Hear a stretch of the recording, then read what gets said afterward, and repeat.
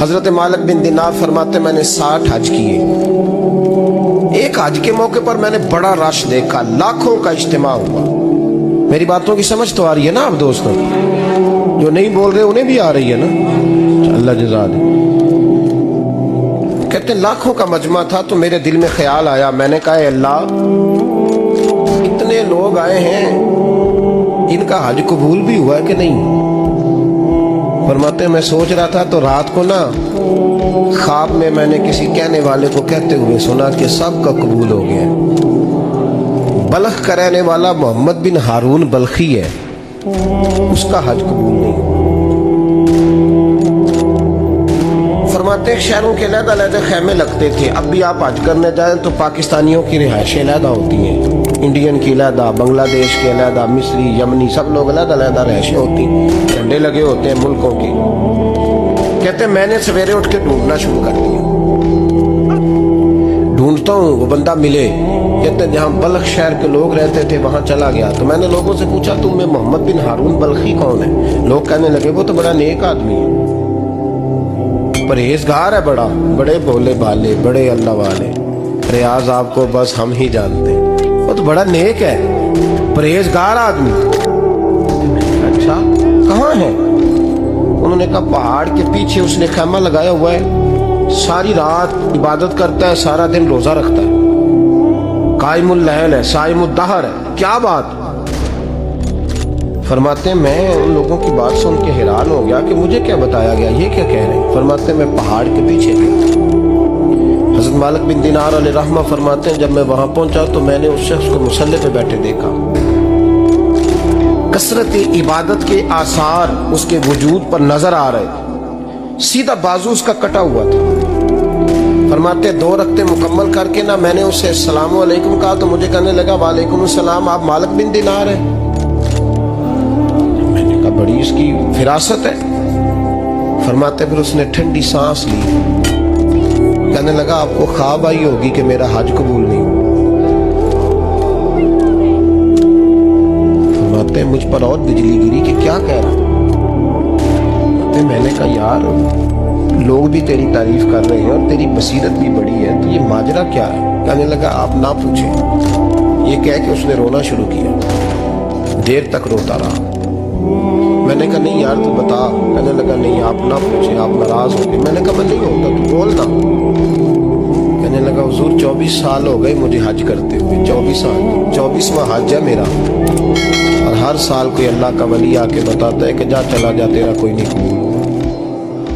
بے پروائی ویک سجن دی جتھے کسے دی پیش نہ جاوے, انہیں تاجہ والے در در رولے تے منگتیاں تخت بٹھاوے. آزم کسے نو کارا ملدا ہی کوئی کعبے و خالی آوے. کہتے ہیں اس نے مجھے کہا حضور 24واں حج ہے, ہر سال کوئی بتاتا ہے. میں نے کہا تیری غلطی. کہنے لگا میں اپنی ماں کا نافرمان. میں نے کہا واقعہ کیا ہوا؟ کہنے لگا حضرت اللہ نے مجھے دولت دی, مال دیا, زمینیں دی تو میں عیاش ہو گیا. امام مالک بن دینار رحمۃ اللہ علیہ فرماتے ہیں مجھ سے کہنے لگا پیسے آئے تو میں عیاش ہو گیا. رمضان کا مہینہ تھا, عصر کے بعد میری اماں افطاری کی تیاری کر رہی تھی. میں گیا, میں نے کہا شراب پی ہوئی, اماں روٹی دے. اماں کہنے لگی شرم کر, شرم کر, روزہ رکھا نہیں تو جنہوں نے رکھا ہے ان کا تو خیال کر. کہتے اماں کی بات کا مجھے غصہ لگا. میں کہا کرتا ہوں بد نصیب ہے وہ بیٹا جس کا باپ اس سے بات کرتے ہوئے ڈرتا ہے کہ پتہ نہیں کہاں سے بولے گا. بد نصیب نہیں وہ بیٹا جس کی ماں اس سے بات کرتے ہوئے سہم جاتی ہے کہ پتہ نہیں کون سی بولی بولے گا. بد نصیب نہیں کہ ماں باپ بھی جس سے کھول کے بات نہ کر سکے. حضرت مالک بن دینار سے کہنے لگا اماں نے جب کہا نا شرم کر تو مجھے غصہ آیا, میں نے ماں کو تھپڑ مارا اور میری ماں جلتے ہوئے تندور میں گری. لوگوں نے مجھے پکڑ کے اندر بند کر دیا کمرے میں. ساری رات میں شور سنتا رہا پر نشے میں دھوت رہا. سویرے آنکھ کھلی تو میری بیوی بیگ باندھ رہی تھی. میں نے کہا کہاں جا رہی ہو؟ کہنے لگی جو ماں کا نہیں بنا میرا کیسے بنے گا. میں نے کہا میری اماں کا وہ تو لوگوں نے رات کو ہی دفن کر دی جنازہ پڑھ کے. تڑپ کے کہنے لگا مجھے کیوں نہیں بتایا؟ تو کہتے ہیں لوگ کہنے لگے تیری مرتی ہوئی ماں کہہ گئی تھی اسے میرا منہ نہ دیکھنے دینا. जनाजे के करीब ना आए। हजरत मालिक बिन दिनार फरमाते हैं जब उसने ये बात सुनाई तो मैंने भी उसके मुंह पे थप्पड़ मारा। मैंने कहा तो इसी काबिल है। कहते हैं वो रोने लगा, हुजूर दुआ करे अल्लाह मुझसे राजी हो जाए। कहने लगा जब माँ की इंतकाल की खबर मिली तो मैंने कुल्हाड़ी लेके वो हाथ काट दिया जिससे माँ को मारा था। मैंने सारी जायदादें खिरात कर दी। 24 साल हो गए, 24 साल।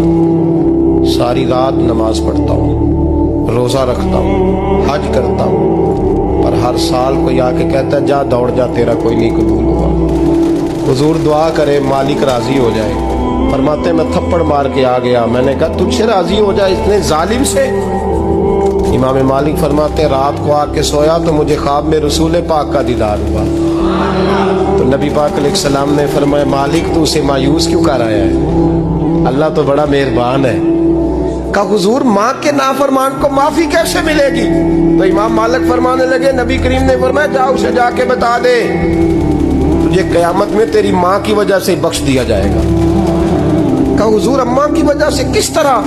तो महबूब फरमाने लगे इसकी माँ कयामत में इसके खिलाफ मुकदमा दायर करेगी रब करीम की अदालत में। ए अल्लाह मैंने 9 माह पेट में रखा, दर्द सह के इसे जना, जिगर का खून पिला के पाला और इसी ने मुझे कत्ल किया। रब करीम इसकी माँ का मुकदमा सुन के कहेगा उठाओ इसको दोज़ख में फेंको, इसने माँ जलाई थी इसे भी जलाओ। महबूब फरमाने लगे जब पकड़ करके मालिक उसको मोहम्मद बिन हारून को लोग ले जाएंगे ना जहन्नम की तरफ, अभी फरिश्ते घसीटेंगे ही तो पलट के फिर अम्मा की तरफ देखेगा और दूसरी दफा फिर घसीटेंगे तो पलट के देखेगा और तीसरी दफा फिर पलट के कहेगा अम्मा ये मुझे जलाने लगे, अम्मा ये जहन्नम में फेंकने लगे। मेरे हबीब फरमाने लगे वो जल के मरने वाली माँ वहां भी बोल पड़ेगी, कहेगी या अल्लाह चल मैंने माफ किया तू भी माफ कर।